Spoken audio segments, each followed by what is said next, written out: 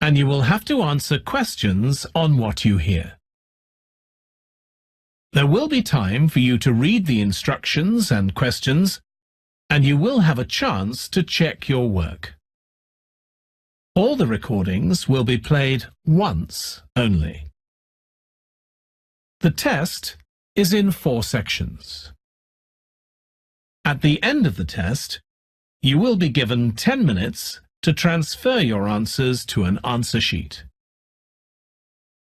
Now turn to Section 1.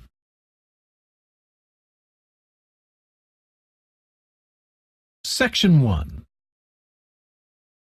You will hear a telephone conversation between a woman who is looking for a job and a man from a company that organizes cycling holidays. First, you have some time to look at questions 1 to 6.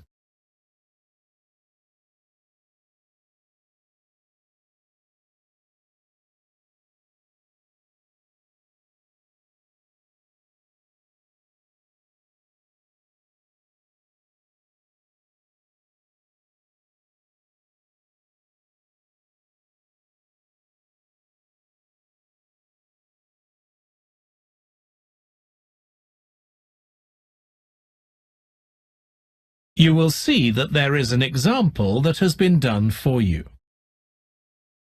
On this occasion only, the conversation relating to this will be played first. Hello, Pembroke Cycling Holidays. Bob speaking. Oh, hello. I've seen your advert for people to lead cycle trips. Are you the right person to speak to? Yes, I am. Could I have your name, please? It's Margaret Smith. The woman's surname is Smith, so Smith has been written in the space. Now we shall begin. You should answer the questions as you listen, because you will not hear the recording a second time. Listen carefully and answer questions 1 to 6. Hello, Pembroke Cycling Holidays. Bob speaking. Oh, hello. I've seen your advert for people to lead cycle trips. Are you the right person to speak to? Yes, I am. Could I have your name, please? It's Margaret Smith. Are you looking for a permanent job, Margaret? No, temporary. I've got a permanent job starting in a few months' time, and I want to do something else until then. What work do you do? This will probably sound crazy. I used to be a lawyer, and then I made a complete career change, and I'm going to be a doctor. I've just finished my training. Right. And have you had any experience of leading cycle trips? Yes, I've led several bike tours in Africa. The trip to India that I had arranged to lead next month has now been cancelled. So when I saw you were advertising for tour leaders, I decided to apply. Okay. Now, we normally have 2 or 3 leaders on a trip, depending on the size of the group. Some tours are for very experienced cyclists, but we've got a tour coming up soon in Spain, which is proving so popular we need an additional leader. It's a cycling holiday for families. Would that suit you? It certainly would. I enjoy working with children, and I probably need some more experience before I go on a really challenging trip. That tour includes several teenagers. Have you worked with that age group before? Yes, I'm a volunteer worker in a youth club where I help people to improve their cycling skills. Before that, I helped out in a cycling club where I taught beginners. Well, that's great. Now, the trip I mentioned is just for a fortnight, but there might be the possibility of leading other tours after that. Would that fit in with your plans? That'd be fine. I'll be free for 5 months. My job is due to start on October the 2nd, and I'm available from May the 1st until late September. Good. Now, is there anything I need to know about the food you eat? We usually have 1 or 2 people in the group who don't eat meat, or have some sort of food allergy, so we're always very careful about that. Yes, I'm allergic to cheese. Would that be a problem? No. As long as we have enough notice, we can deal with that. That's great. Before you hear the rest of the conversation, You have some time to look at questions 7 to 10.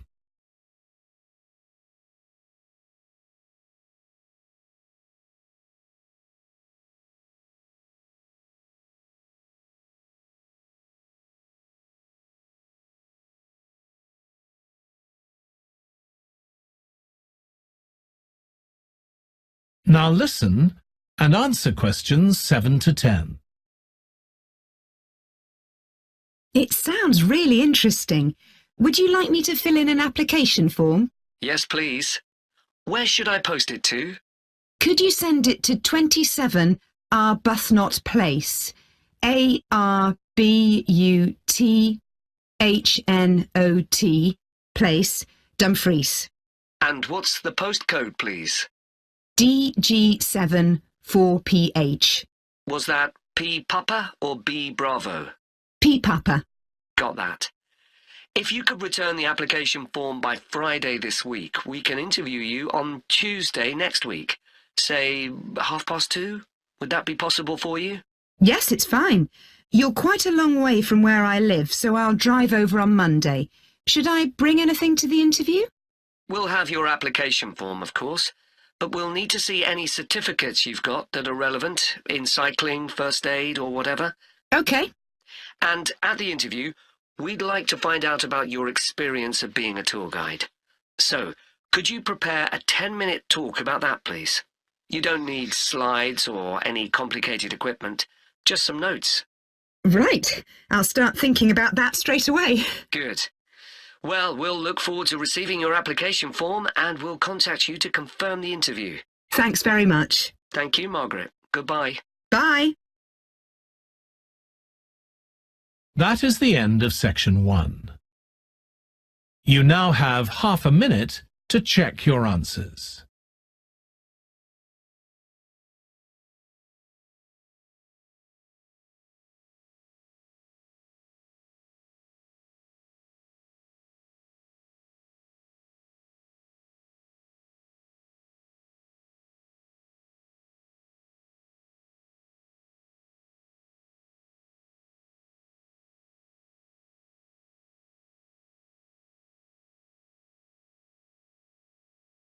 Now turn to Section 2.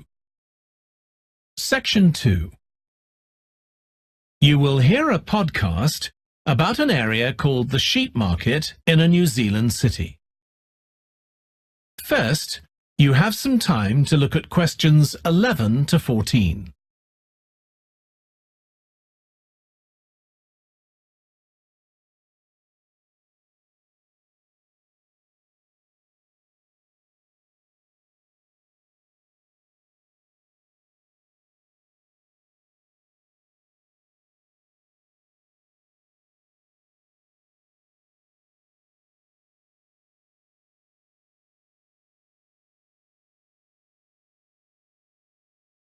Now listen carefully and answer questions 11 to 14.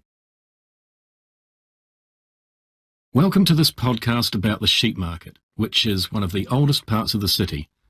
As its name suggests, there was originally a market here where farmers brought their sheep, but now it's been redeveloped into a buzzing, vibrant area of the city, which is also home to one of the city's fastest growing communities.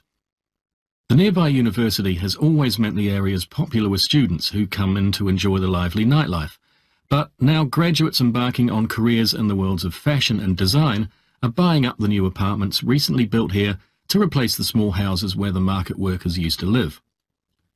The narrow old side streets are great places for finding original pictures, jewellery and ceramics which won't break the bank, as well as local produce like fruit and vegetables. There's also lots of pavement cafes where you can have a coffee and watch tourists from all over the world go by. The oldest buildings in the area are on the main streets, including the city's first department store, built in the 1880s, which is still open today. The sheep market is a centre for fashion, and there's a policy of encouraging new young designers. The Young Fashion Competition is open to local young people who are passionate about fashion. This year, they've been asked to design an outfit based on ideas from the music and technology that's part of their everyday life, using both natural and man-made fibres. The garments will be judged by a panel of experts and fashion designers, and the winning entries will be modelled at a special gala evening. Parking at the sheep market is easy. There are plenty of pay and display car parking spaces on the roadsides, which are fine if you just want to stay for an hour or two. But if you want to spend the day there, it's better to park in one of the 4 underground car parks. It's not expensive, and if you can present a receipt from one of the local stores, you'll not be charged at all. After 6 p.m, many of the car parks have a flat rate which varies, but it is usually very reasonable. Before you hear the rest of the podcast, you have some time to look at questions 15 to 20.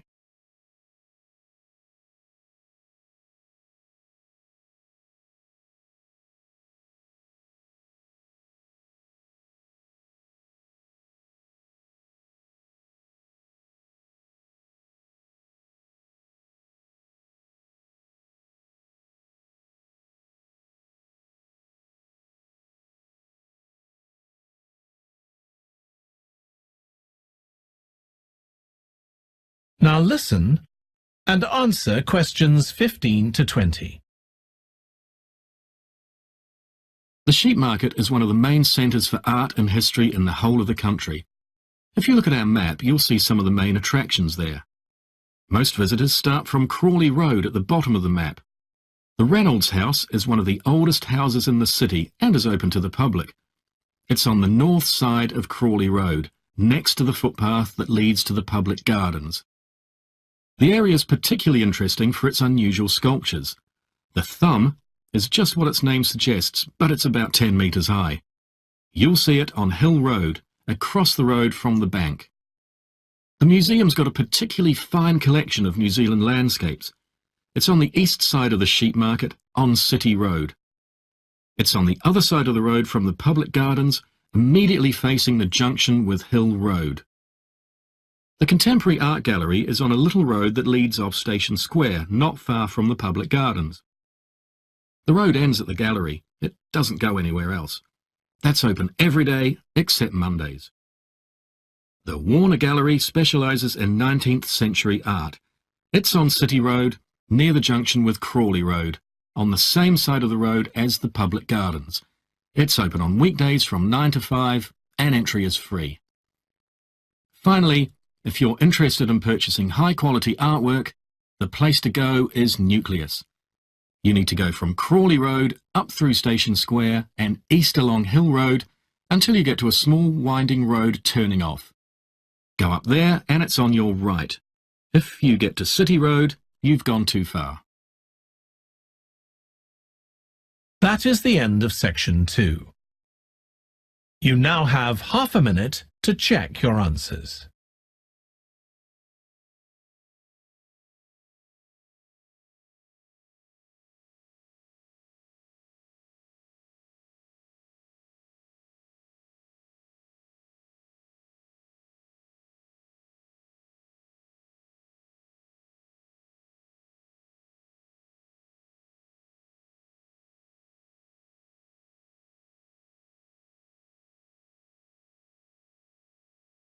Now turn to section 3. Section 3. You will hear 2 students, Katie and Joe, discussing a presentation in their film studies course. First, you have some time to look at questions 21 to 24.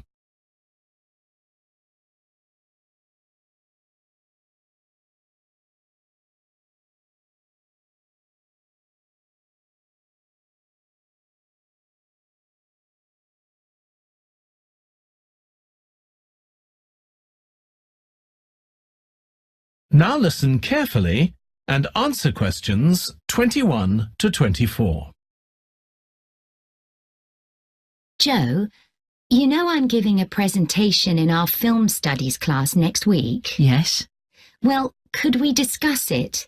I could do with getting someone else's opinion. Of course, Katie. What are you going to talk about? It's about film adaptations of Shakespeare's plays. I've got very interested in all the different approaches that film directors take. So I thought I'd start with Janetti, who's a professor of film and literature. And in one of his books, he came up with a straightforward classification of film adaptations based on how faithful they are to the original plays and novels. Right. I've already made some notes on that, so I just need to sort those out before the presentation. I thought that next I'd ask the class to come up with the worst examples of Shakespeare adaptations that they've seen, and to say why. That should be more fun than having their favourite versions. Yes, I can certainly think of a couple. Right. Next, I want to talk about Rachel Malco.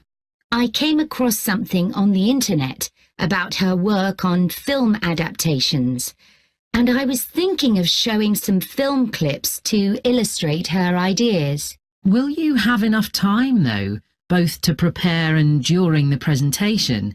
After all, I doubt if you'll be able to find all the clips you want. Perhaps you're right. OK, well, I'd better do some slides instead, saying how various films relate to what she says. That should encourage discussion. Next, I want to say something about how plays may be chosen for adaptation because they're concerned with issues of the time when the film is made. You mean things like patriotism or the role of government? Exactly. It's quite tricky, but I've got a few ideas I'd like to discuss. Before you hear the rest of the discussion, you have some time to look at questions 25 to 30.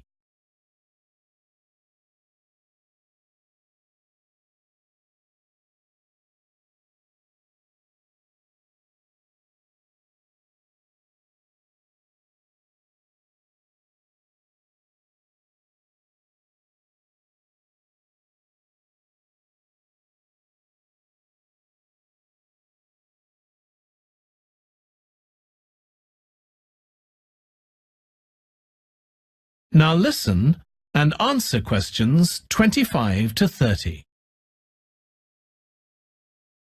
And finally, I want to talk about a few adaptations that I think illustrate a range of approaches and make some comments on them.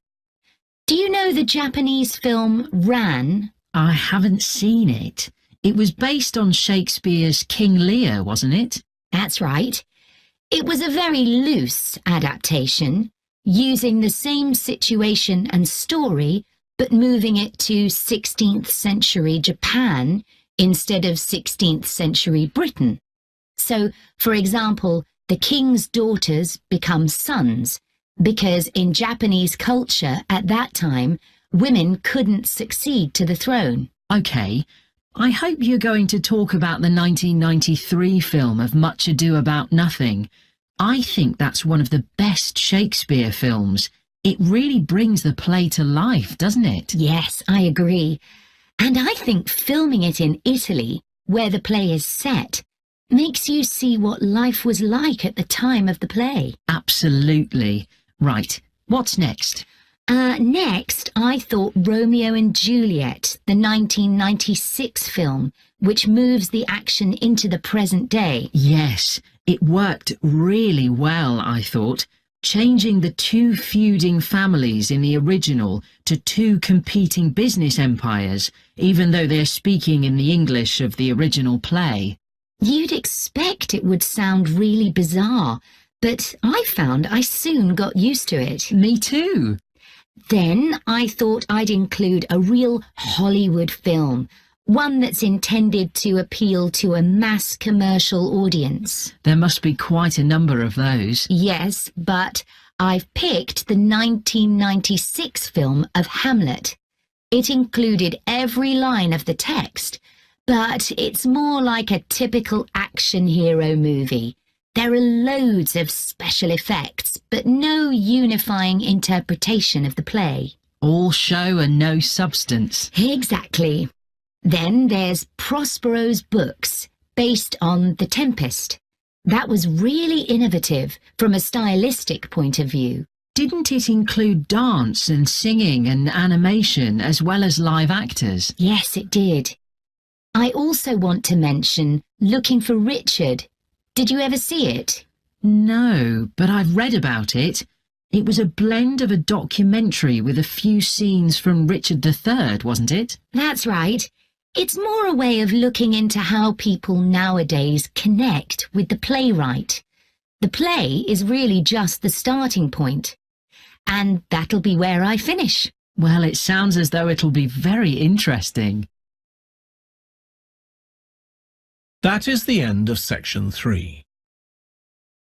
You now have half a minute to check your answers.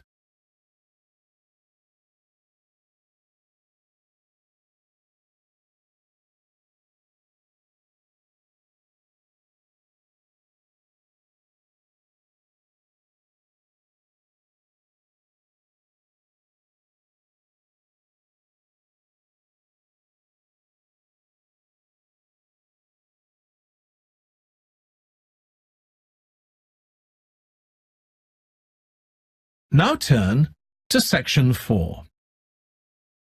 Section 4. You will hear part of a lecture about noise in cities. First, you have some time to look at questions 31 to 40.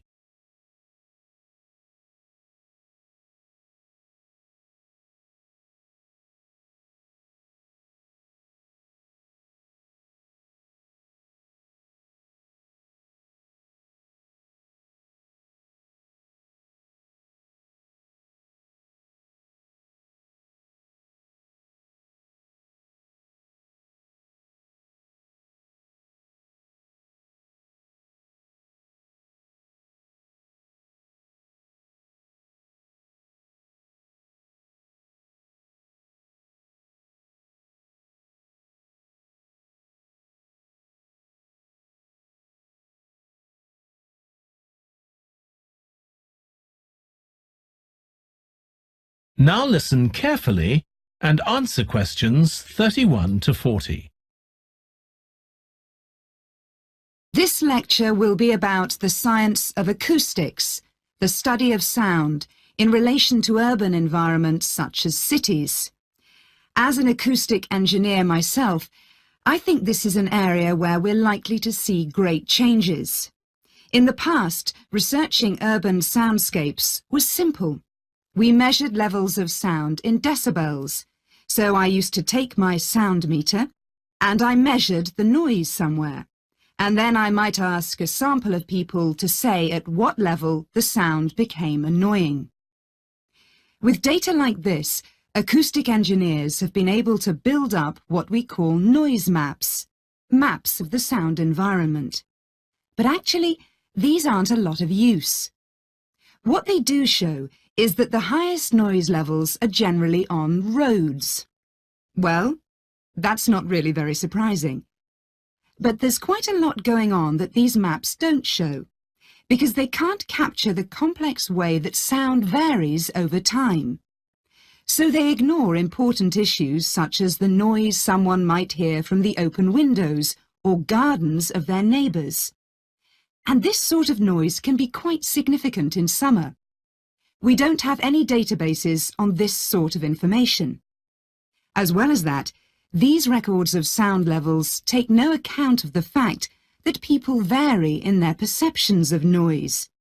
So someone like me with years of working in acoustics might be very different from you in that regard. But anyway, even though these noise maps are fairly crude, they've been useful in providing information and raising awareness that noise matters. We need to deal with it, and so it's a political matter. And that's important. We need rules and regulations because noise can cause all sorts of problems. Those of you who are city dwellers know that things go on 24 hours a day, so city dwellers often suffer from interrupted sleep. It's also known that noise can lead to a rise in levels of stress, due to physical changes in the body affecting the composition of the blood. And there are other problems as well. For instance, if school children don't have a quiet place to study, their work will suffer. Now, one problem with decibel measurement is that it doesn't differentiate between different types of noise. Some types of sounds that most people would probably think of as nice and relaxing might well score quite highly in decibel levels. Think of the sound made by a fountain in a town square, for example. That's not necessarily something that we'd want to control or reduce. So maybe researchers should consider these sorts of sounds in urban design. This is going to be tricky, because just measuring decibel levels isn't going to help us here. Instead, many researchers are using social science techniques, studying people's emotional response to sound by using questionnaires and so on.